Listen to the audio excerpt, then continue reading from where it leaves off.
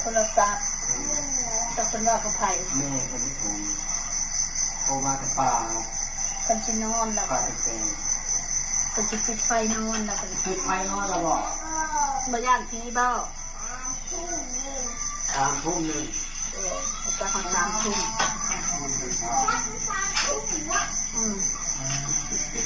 แม่นว่า3 ทุ่มเขาเด็ก ก็มีอันมีอัน จะจัดเขา3 ทุ่ม ไม่รู้จักได้ เขาไม่เคยอยู่คุณเนาะ บอนี่แหละเนี่ยเด็กน้อยเขาปกติ ก่อนมานา3 เดือน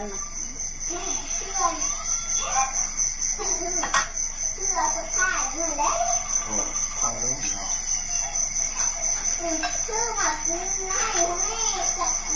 เอามาดูน้ำกิน เราไปกินไปแล้วพี่น้องเด้อ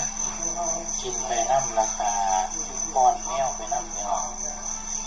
ตอนนี้ก็การไข้เลื่อนเคียงมันกับพูดคุยกันโทรศัพท์เอากันเนาะ